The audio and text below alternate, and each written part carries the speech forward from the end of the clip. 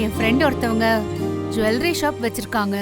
அதுக்கு ட்ரெடிஷ்னலா ஒரு மாடல் வேணும்னு கேட்டிருந்தாங்க.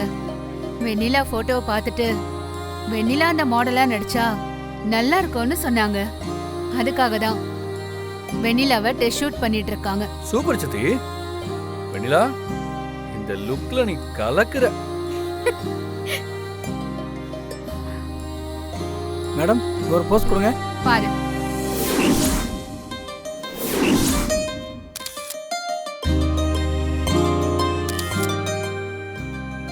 ஏன் வரும் மாடல் வேணும்னு நீ கேட்டல, ஏன் உன் கண்ணு முன்னாடியே 0 பட்ஜெட்ல ஒரு மாடலா வெண்ணிலாவே இருக்காடு, நீ அவளை யூஸ் பண்ணக்கூடாது?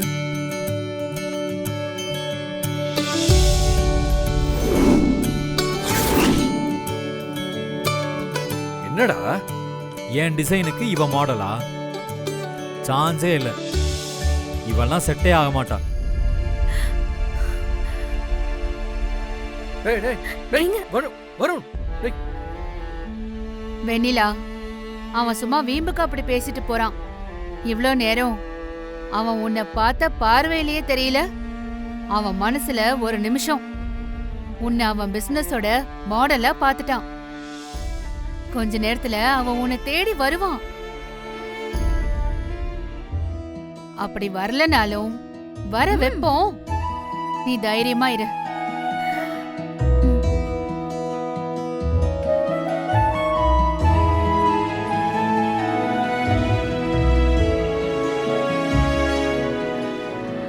போட்டோ ஷூட்லாம் எடுத்தா இவ மாடல் ஆயிடுவாளா? அவளுக்கு மாடல் ஸ்பெல்லிங் கூட தெரியாது. ஒழுங்கா நிக்க நடக்க கூட தெரியாது. இவ போஸ் கொடுத்து விளங்குன மாதிரி தான். அப்படியா? வெண்ணிலா, அத்தை, கொஞ்சம் நீ அந்த பக்கம் போமா.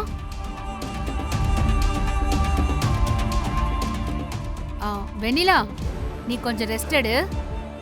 உன் அக்கா வான்மதி உனக்கு போஸ் கொடுக்கறது எப்படின்னு சொல்லி செய்வா. நீ பார்த்து அப்படியே பண்ணு. வான்மதி, நீ வாமா. நானா?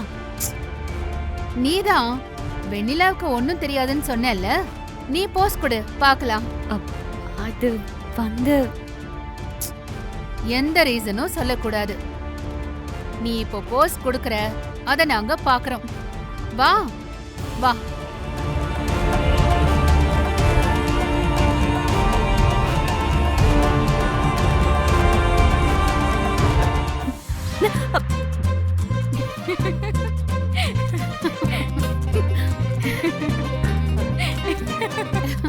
உனக்கு வெண்ணிலா எவ்வளவோ பரவாயில்ல.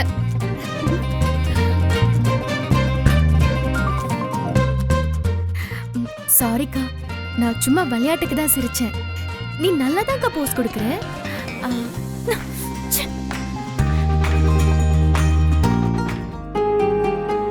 வெண்ணிலா, போட்டோஸ் எல்லாம் நல்லா வந்திருக்கு. நான் இப்போவே லக்ஸுக்கு கால் பண்ணி நம்ம கடையோட சோஷியல் மீடியா பக்கத்துல போஸ்ட் பண்ண சொல்றேன். சரிங்க அத்தை.